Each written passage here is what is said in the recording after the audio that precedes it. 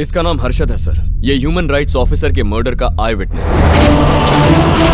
तो फिर ये बताओ, इतने दिनों से पुलिस को इस बात की कंप्लेंट क्यों नहीं की तुमने? मैं डर गया था सर, लेकिन जब से सीआई साहब को देखा है हिम्मत आ गई है सर, भरोसा बढ़ गया है, इसीलिए मैंने इनको सब कुछ बता दिया है। दामोदर ने मेरी आंखों के सामने मेरे दोस्त को मार डाला, उसे तो सजा मिलनी चाहिए सर। शंकर, एक विटनेस काफी है दामू को अरेस्ट करने के लिए। कोर्ट से नॉन बेलेबल वारंट लेकर कल ही उसे सलाखों के पीछे डाल देते हैं। ये रिपोर्ट्स इमीडिएटली आईजी ऑफिस में फैक्स करो। सर दामोदर ने आई विटनेस का खून कर दिया, आप खुद देख लीजिए।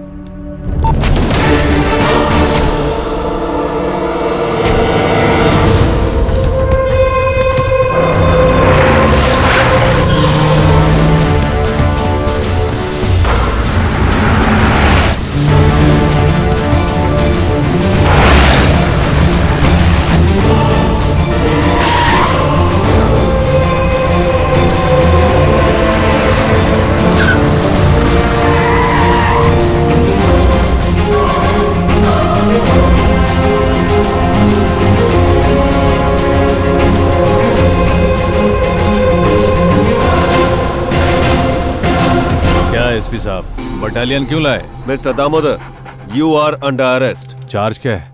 हर्षद नाम के आई विटनेस के मर्डर का इल्जाम है तुम पर।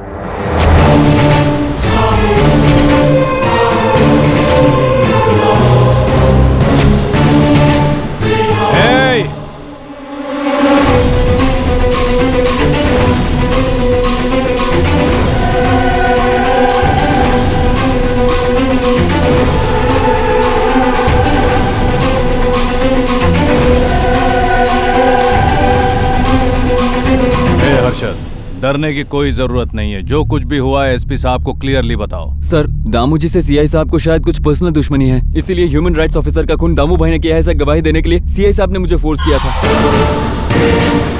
इतना ही नहीं सर, दामू जी के डुप्लीकेट से मेरे फेक मर्डर का वीडियो भी इन्होंने बनवाया है। उसके बाद सीआई साहब की कस्टडी में मुझे किसी ने मारने की कोशिश की तो मैं वहाँ से किसी तरह भाग निकला सर। मिस्टर शंकर, डिपार्टमेंट ने पावर पब्लिक को प्रोटेक्ट करने के लिए दिया है, अपने पर्सनल यूज करने के लिए नहीं। You have to give an explanation for this, otherwise you will be suspended. Mister Damodar, I am extremely sorry for the inconvenience. Department की तरफ से मैं आपको सॉरी बोलता हूँ।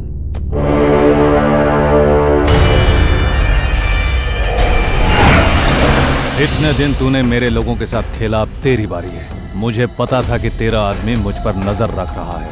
अब अपना इन्फ्लुएंस यूज करके तुम्हें आसानी से सस्पेंड करवा सकता हूँ। अगर बचना चाहते हो तो मेरे पावर प्रोजेक्ट्स पर लगे एलिगेशंस क्लियर कर दो। मेरी वजह से आपको सर झुकाना पड़ा सर। दामू ने मेरे बीवी बच्चों को किडनैप कर लिया था और उन्हें मारने की धमकी दी थी। मेरे पास और कोई रास्ता नहीं था। मुझे माफ कर देना सर। वो मुझसे नहीं बच पाएगा। मेरे भाई की मौत का कारण भी वो। आपके भाई को मारा? आईजी सर ने मुझे वो फाइल दी तब पता चला।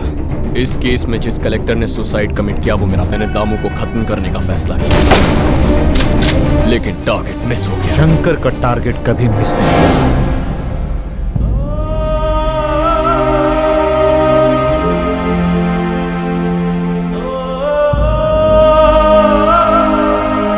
मैं जानता हूं तुमने कोई गलती नहीं की थी। उस वक्त जो कुछ भी हुआ था वो सब तुम्हारे भैया ने मुझे बताया।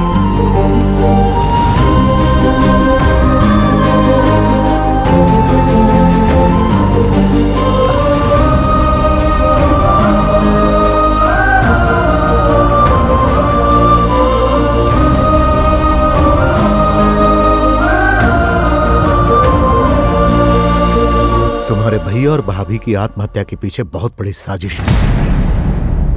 मरने वाला ह्यूमन राइट्स ऑफिसर तुम्हारी भाभी का क्लासमेट था। लोगों को इस पावर प्लांट से हानि पहुंचेगी, इस सिलसिले में आपका सपोर्ट चाहिए सर। आप रेखा के दोस्त हैं इसलिए नहीं, बल्कि इंसानियत के लिए अच्छा काम कर रहे हैं, इसलिए आपको मेरा पूरा सपोर्ट रहेगा। ये प्रोजेक्ट किसी भी हाल में पूरा नहीं होगा, ट्रस्ट मी। इस प्रोजेक्ट में ऑफिसर का इंटरफेरेंस दामू को पसंद नहीं आया, इसीलिए उसने ह्यूमन राइट्स ऑफिसर को मार डाला।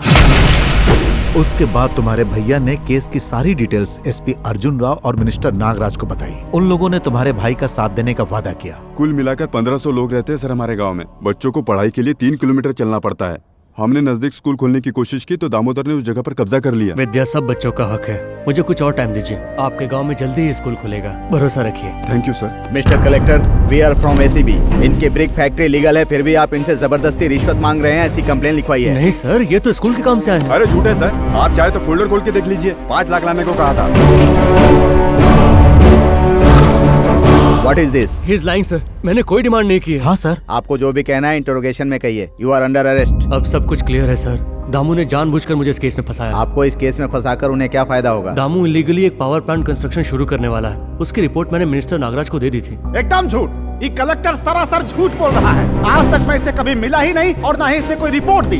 अपनी गलती पर पर्दा डालने के लिए ये हम जैसे बड़े बड़े लोगों का नाम उछाल रहा है। ऐसे लोगों को माफ नहीं करना चाहिए। सर, इसी सिलसिले में जिस ह्यूमन राइट्स ऑफिसर का मर्डर हुआ था उसकी जानकारी मैंने एसपी अर्जुन राव को दी थी। यस सर, उस केस पर हमारे डिपार्टमेंट ने डीप इन्वेस्टिगेशन भी की थी, फिर कुछ सच बाहर निकले। वो ह्यूमन राइट्स ऑफिसर और कलेक्टर साहब की वाइफ के नाजायज संबंध। कलेक्टर साहब ये बर्दाश्त नहीं कर सके और ह्यूमन राइट्स ऑफिसर की दिन दहाड़े हत्या कर दी। ये रही आई विटनेस की रिपोर्ट।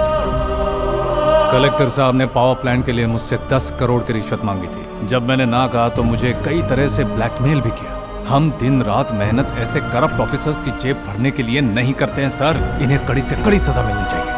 उन लोगों ने अपने कदम वहीं पर नहीं रोके। तुम्हारे भैया के जेल जाने के बाद उन्होंने रेखा को टारगेट किया। तुम्हारा पति जेल में है और बॉयफ्रेंड ऊपर चला गया, अब क्या करोगे? आप हो ना भाई, ये शादीशुदा है तो इसे क्या फर्क पड़ता है? उसके बाद जब भरत बेल पर घर वापस आया तो सारे के सारे न्यूज चैनल्स वाले उसी की बदनामी कर रहे थे। रिश्वत लेने के कारण पकड़े गए कलेक्टर भरत के केस में कुछ नई बातें सामने आई हैं। हमें शक है कि हाल ही में जिस ह्यूमन राइट्स ऑफिसर का मर्डर हुआ था, उस ऑफिसर के कलेक्टर भरत की पत्नी रेखा के साथ नाजायज संबंध थे, इसलिए भरत ने उस ऑफिसर का मर्डर कर दिया। पुलिस अभी तक इस केस की छानबीन कर रही है। ये सब क्या है भैया? सुनो बहन, परेशान मत हो, हम जानते हैं कि सच क्या है। इनका तो काम ही है दूसरों पर कीचड़ उछालना। आपसे कुछ बात करनी है पापा। मुझे पता है तुमने कोई गलती नहीं की है। मैंने गलती की है पापा। बचपन में उस लड़के की मौत का कारण शंकर नहीं था पापा, मैं था। आपकी इज्जत बचाने के लिए वो खुद जेल चला गया। तुम पापा से इस बारे में कुछ नहीं कहोगे, प्रॉमिस करो। आपकी बात मानकर हमसे दूर भी हो गया। ये बात मुझे पहले बता देनी चाहिए थी।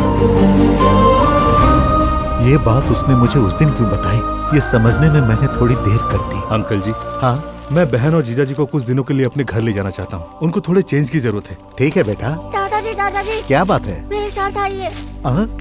लोगों की भलाई के लिए एक जंग लड़ रहा था, उसे उन्होंने जलील किया और फिर उसकी मौत की वजह बन गए।